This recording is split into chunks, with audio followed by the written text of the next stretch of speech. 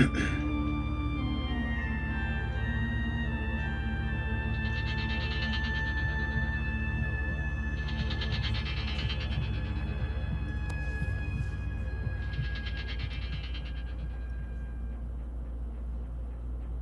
think this is working. Let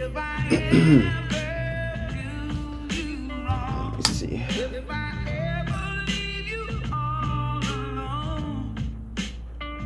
Oh, okay.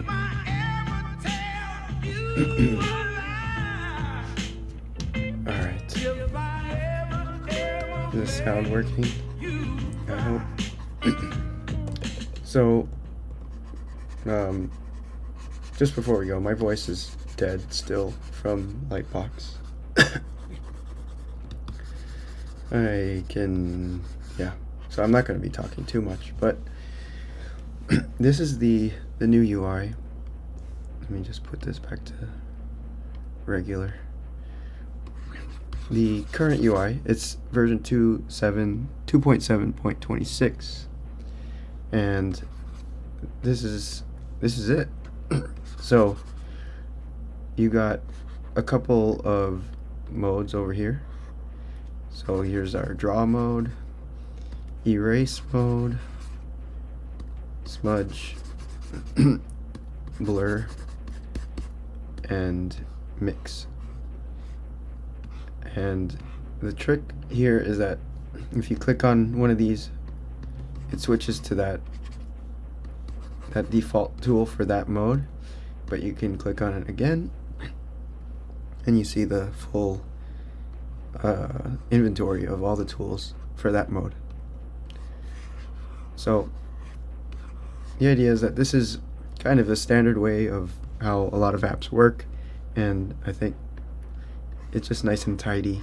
It looks cleaner, and especially for phones, it's nice to be very, very minimal there. So I think this will be a lot better for beginners, and even possibly for experienced people. It's still nice that you have, I was just testing it out earlier today, and it's nice that you have all the tools there. So I just found that I was trying out more tools than I normally would when you have the regular toolbar up like this. So yeah, and I've gone back to letters on this one because I feel like letters still is the best description of these presets. So you can still go back to this way if this is how you want to work. This I think makes more sense on a bigger screen, but for beginners I think it's nice to have this hidden by default, and then you just play with it. You kind of discover the tools through this menu, and then hopefully once you like something, you would hit the heart, and then when you hit the heart, it automatically shows the favorites, and it highlights that tool that you just hearted, the draw, and hopefully that'll make the connection there where it's like I just hearted draw, and then this button showed up, the DA, so that must be the draw button on the presets, right? So yeah, is sound okay, guys? By the way, I hope you can hear me. Oh yes, okay, it is good. And then other than that, this UI is pretty simple. All you got is this slider here, or dragger, for the size.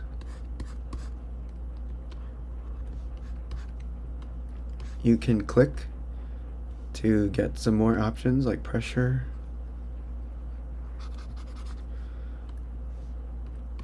or distance. And then this is your color effects. You drag up to make it more color jittery, and you drag down to make it less. And you can also click on it to get some more options, like if we want the noise texture there.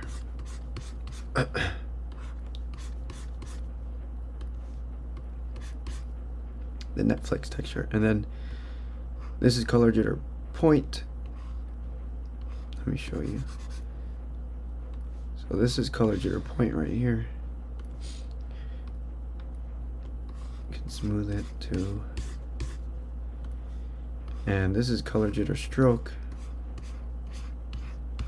And stamp doesn't really affect this tool, but it does affect these repeat type tools. It'll give a random color to each stamp. Or it should.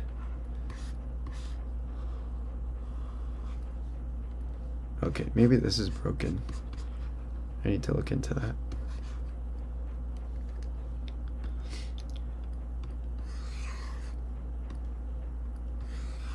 Yeah, and if you want to get into the tool settings, you can just click on the little plus to the right. These are the tool settings.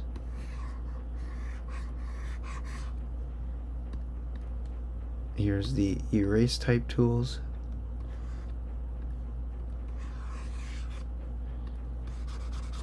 And then here's the smudge type tools.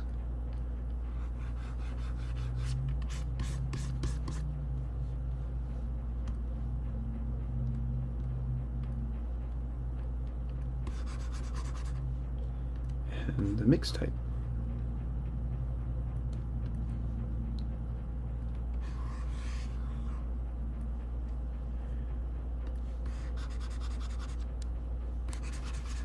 Alright, so that's it. That's a quick rundown of everything. I'm just going to do a little drawing.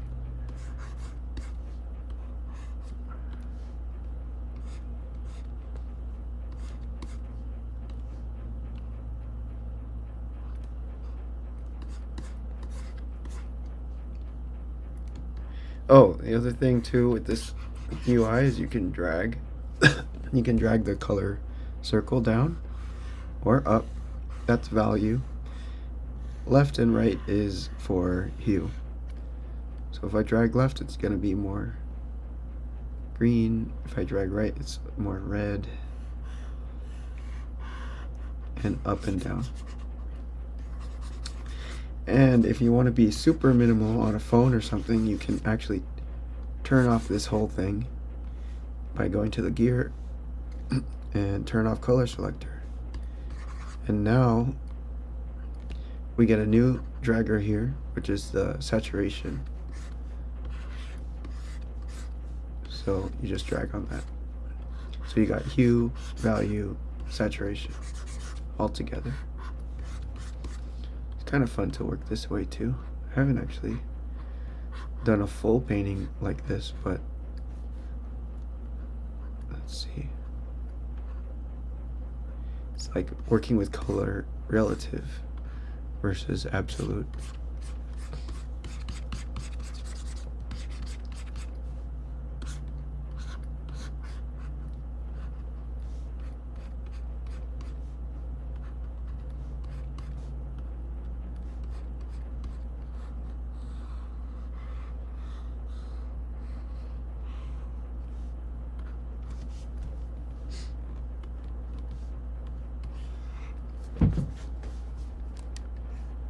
All right.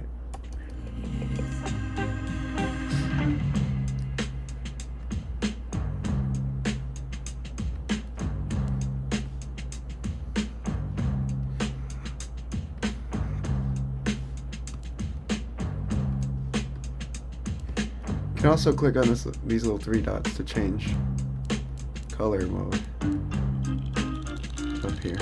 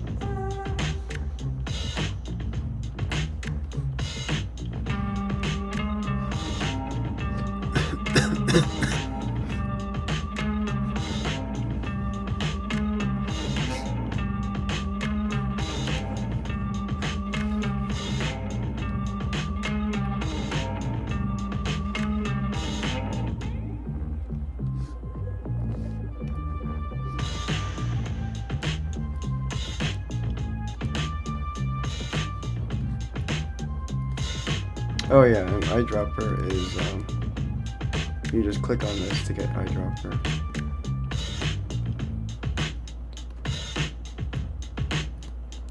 I should probably do a better version of this video when my voice comes back, but I just wanted to quickly run through everything.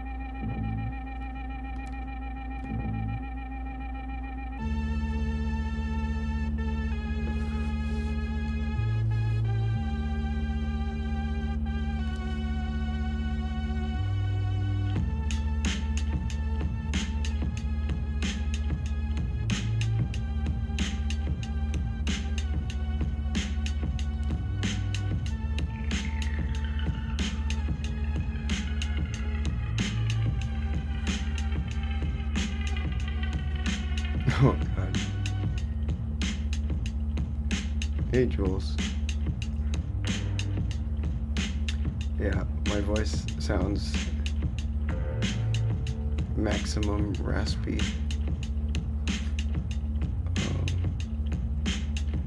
Yeah, Lightbox basically killed me. But it was a lot of fun though. Glad I got to see everybody there. It was a lot of fun. Even got to see Mike J. Some of the YouTube guys.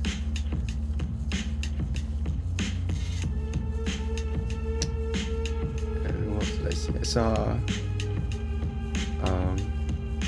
yeah, just saw a bunch of friends I haven't seen in a long time, and saw a lot of young you know, students too, kids that are going to CCS, which was the school I went to, so that was cool to see. There's some Heavypaint love at CCS.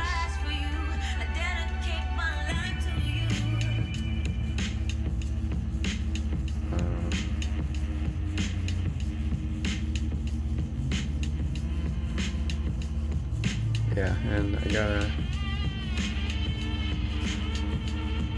have to give a shout out to JoJo too, because she basically took over the table after day one when my voice gave out, and she was you know, running everyone down and telling them, hey, you want to try this new app? You want to try this new app?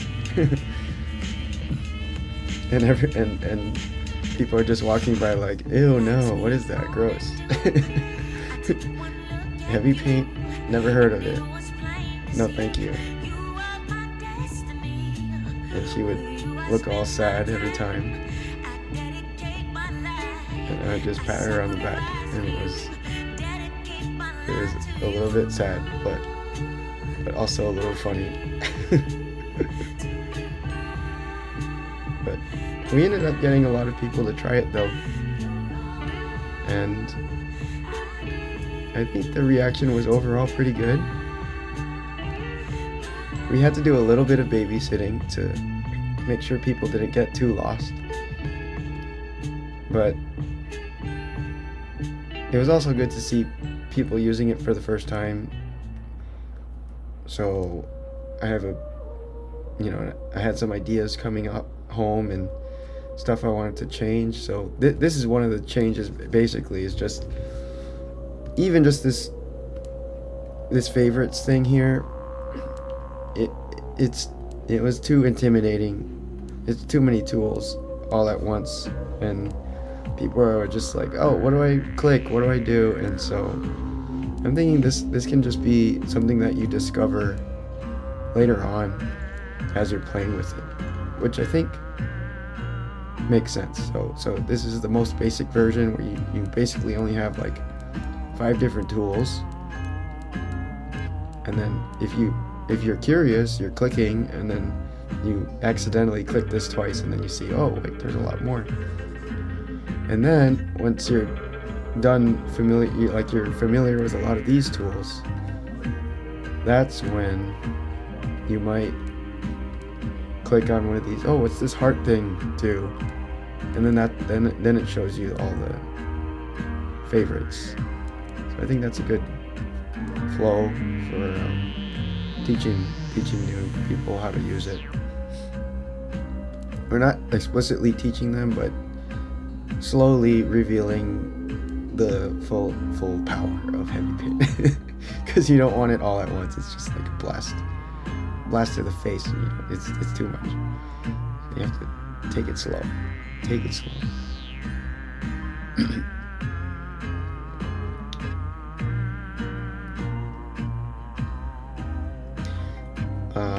I was really looking forward to seeing Craig Mullins.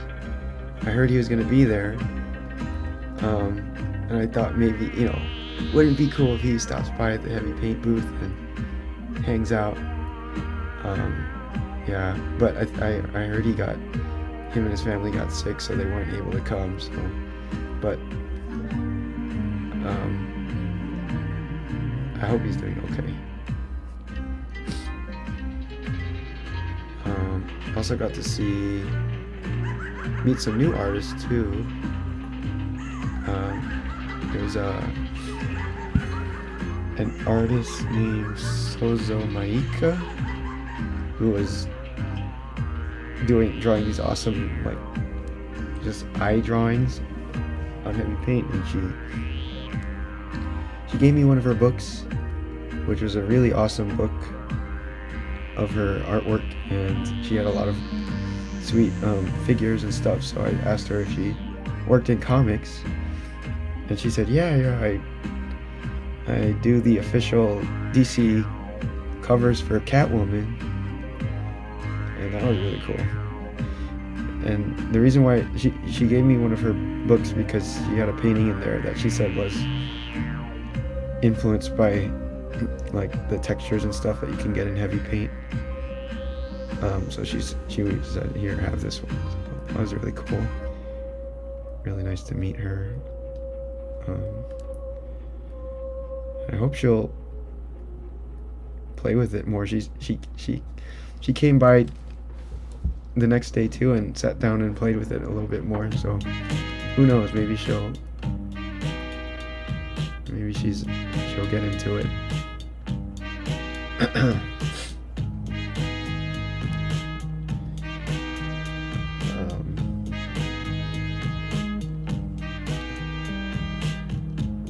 I saw Henry Wong. I saw Jama. All the Warrior Painters were there. The Warrior Painters booth was crazy. There was a billion people there all the time. Super popular. So we were getting a little bit of their overflow, I guess.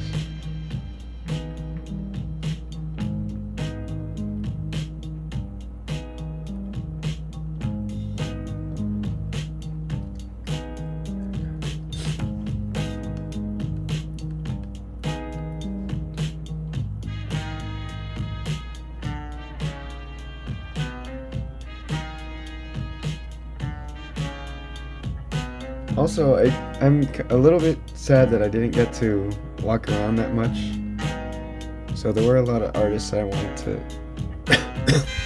say hi to, but I kind of just didn't really have a chance. So hopefully next time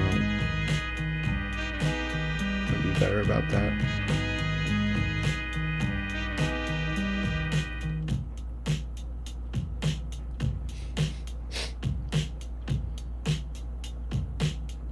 Hey Guillaume, thank you.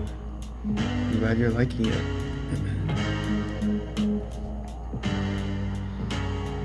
And yeah, what do you guys think? If you're here in chat, please write like yes or no to this, because this is gonna be the new default here, potentially. I think it makes sense just having it split up like this. Like you click on smudge twice and you get all the smudge tools. You click on erase twice, etc. And then the presets are hidden now. So before it used to be like this, where the presets are shown by default, which works fine on a big screen, but I think for a phone and possibly tablet, it's a little bit overwhelming. What do you guys think?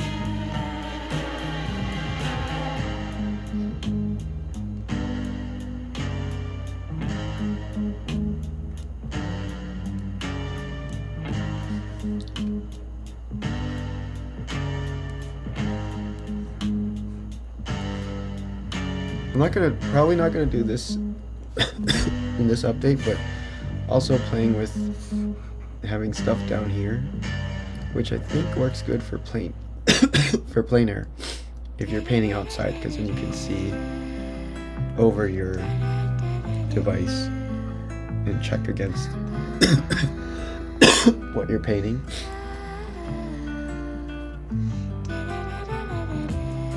For desktop, it doesn't really matter. Alright, you guys are into this one. I don't know why I didn't do this earlier, honestly, because this is basically how every single program works, and I should have just... It's probably for a reason, you know.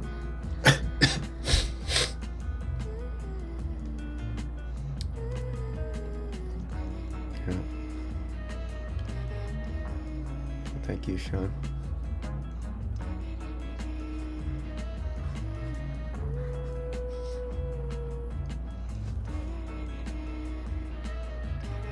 Yeah, this cough is weird. Thought it was gonna go away like a few days ago, but it just came back.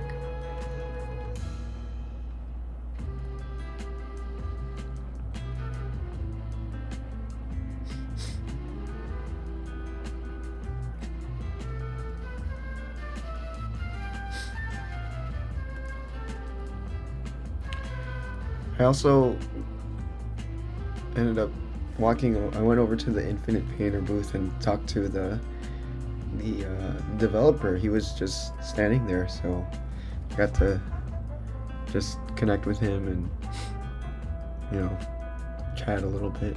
It was cool. I asked him about the journey of everything, and I was like, yeah, how long have you been working on this thing? And he said he's been going since 2015, I think. So he's been going for a while, and that actually, and I've talked to a few indie developers working on the similar type of projects, and they all kind of say the same thing. You know, it takes a little while. It takes a good amount of, maybe 5 or 6 years usually, to pick up. And I think I asked him, you know, when did things start picking up for him, and he said it was like around year 4 or so, which we're coming up on that soon. I think we're 3.5 years into this project, so yeah, it's inspiring to see other people doing this kind of stuff. Don't get to talk to people that are making painting apps very often. If you can probably imagine, it's not every day. so I figured I'd just take the opportunity, introduce myself, say hi, and he was really cool. So I got his email, so I should probably talk to him or reach out to him more later.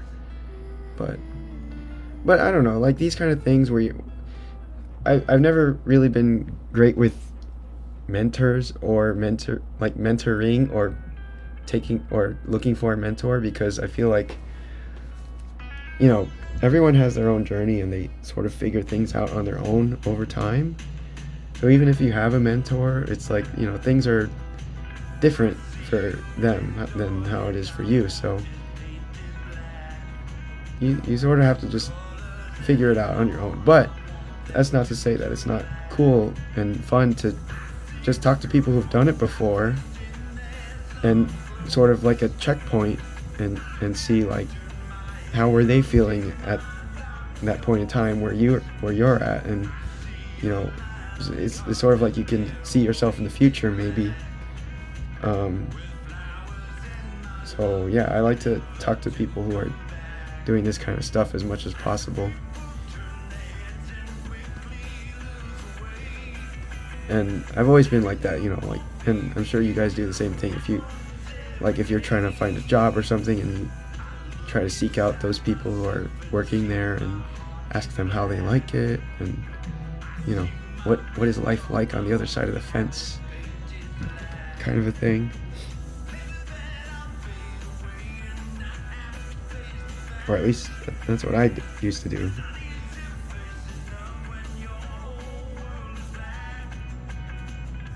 And then sometimes people would just be like, "Oh, I hate this job. It's horrible." And then I'd be like, "Okay, I'm not gonna go for it then."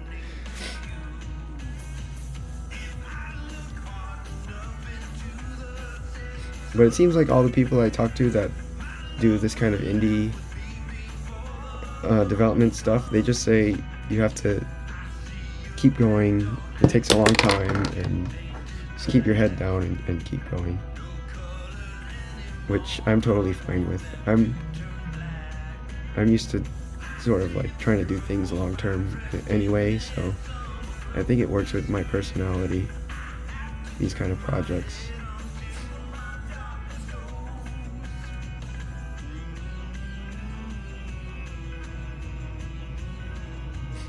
And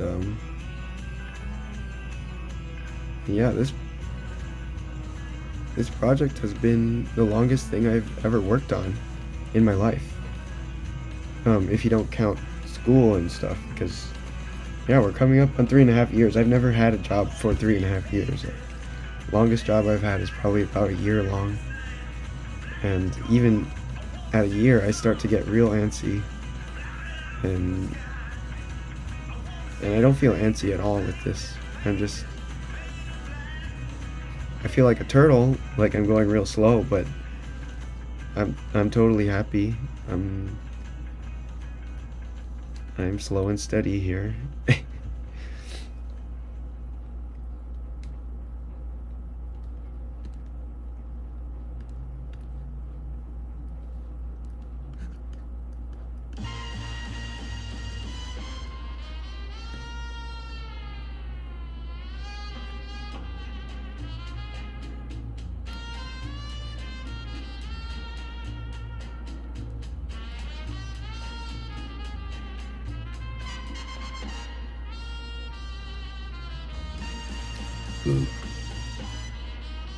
Here's me.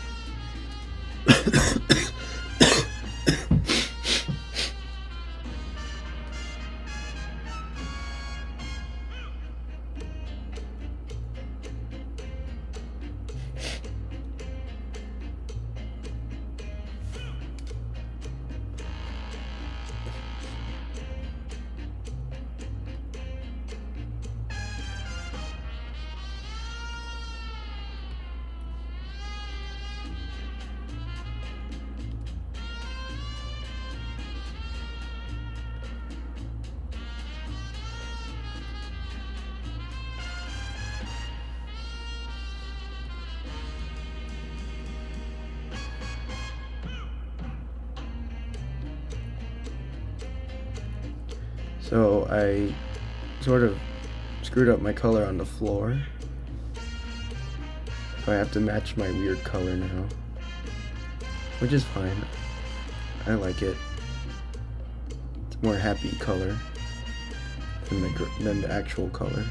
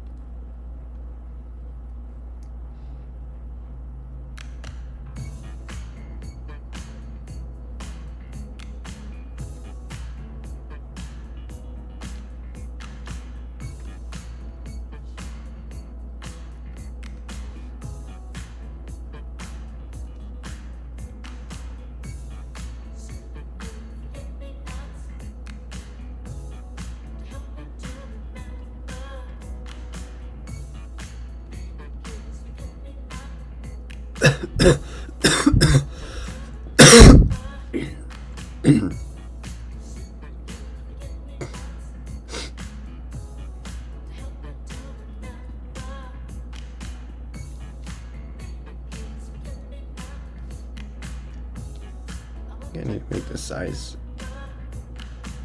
thing exponential. It's kind of too sensitive down at the bottom.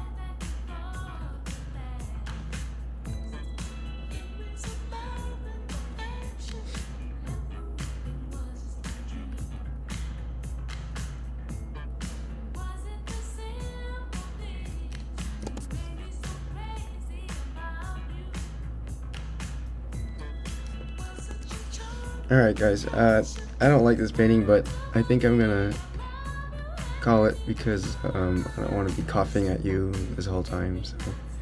But yeah, this is the new UI. I'm probably gonna put it up soon, and hope you guys like this. Yeah, have a good rest of your day. I'll try to do more streams when my voice comes back. All right, see ya.